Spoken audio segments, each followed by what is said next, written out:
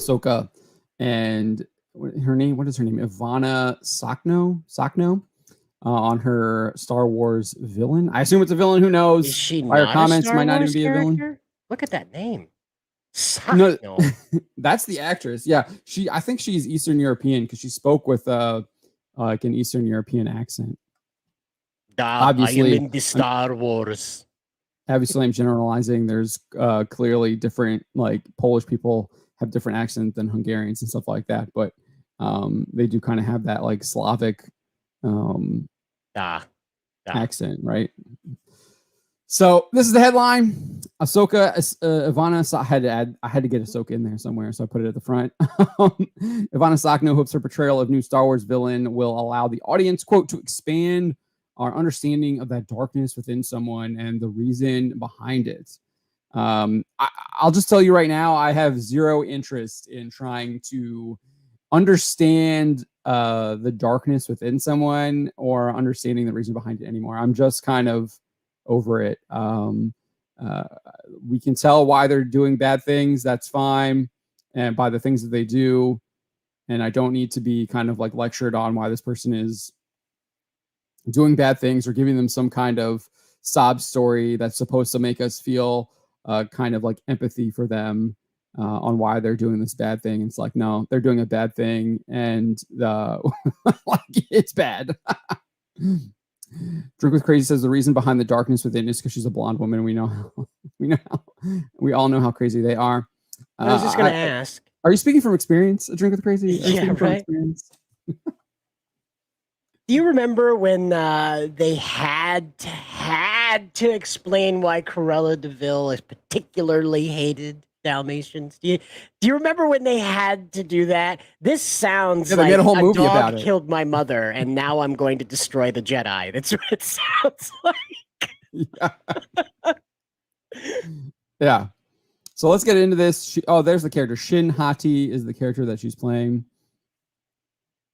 They just put this into a name randomizer on Google, don't they? I probably. I would not. That would not. I mean, I'm not against that. Like, if there, I mean, it's not it sounds Star Wars. It works. I guess there's Max Rebo. So we can't really. Yeah. There's not too much to throw a stick at there. Yeah. All right. So she says Shin is quite intense and ambitious force wielder. She's very skilled in lightsaber combat. Nothing really there. Clearly, she's some kind of. I think we kind of got that impression from the trailer. So that's not anything new. But then she says, as you are saying, she's a new character, so I don't want to give away too much of who Shin is, as I would love the audience to be able to discover her, but she is Dave's creation, and I hope that despite her darkness of a character, we are able to expand our understanding of that darkness within someone and the reason behind it. Like, absolutely not. Like, I don't want to expand my understanding of darkness. No.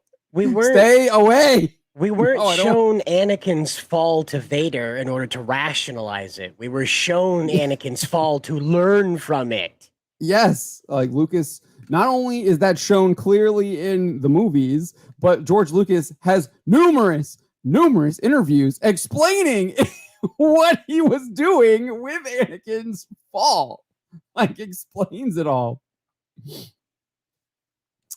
So then she adds, though, I love her. I really care so much about her, and I feel like it's my job to take care of her and protect her. That just is just generalization, whatever. Like, nothing much there. I don't recall Mark Hamill ever saying that about Luke. That's very deranged. This is a corporate product, madam. Calm down. Yes, he actually described Luke Skywalker as Jake Skywalker and was like, I don't even recognize this character at all anymore. What are you doing, Ryan? This is so weird. This is how a fan talks about a character. Like, these weird Star Wars fans that totally are real and absolutely spend money on the products.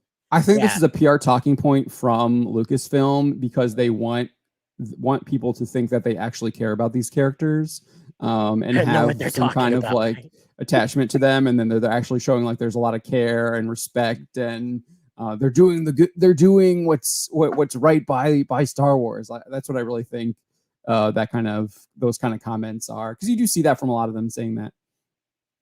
BMG Excalibur says Hollywood's definition of darkness is laughable. Yes, it is. Yeah, we literally had the guy from Star Wars Celebration who's on the Acolyte saying the best Star Wars stories are the ones where you don't know the difference between good and evil. And George Lucas is like, the story, like in the interview where he's literally signing over the papers or whatever to Kathy Kennedy, putting her in charge, like saying goodbye to Star Wars. He's like, yeah, the story is about good and evil, and it's very clear and simple and basic. It's Like like, he what wanted it are on you the talking record, about, bro? right? He knew he wanted it on the Yeah. record that this was his vision and this is what he thought of it before he signed it away. Yeah. Yeah. He did have some inkling that Bob Iger was going to stab him in the back, which is what he evil. did. Yeah. And he admitted it too. The hubris, the arrogance of Bob Iger admitting that he just stabbed George Lucas in the back and then twisted the knife in his memoirs. Just like, how deranged can you be to actually publish that and basically brag about it? That's right, John Harrison. It's another day that ends in Y. That's right. Yep.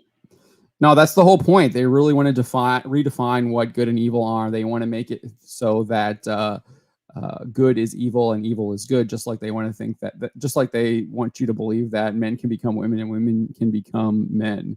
It's a clown world. It's upside down. And as Bob Iger said, he's the one who defines what is right and wrong because he's paid a lot of money to do so. And indeed, he did do that. That's how morality works, John. It's like an eBay sale. It goes to the highest bidder, right? So, yes. Yeah. It doesn't come from God, who has the authority that created all of us, the authority over all of the earth, and didn't put a price tag on it. That's right.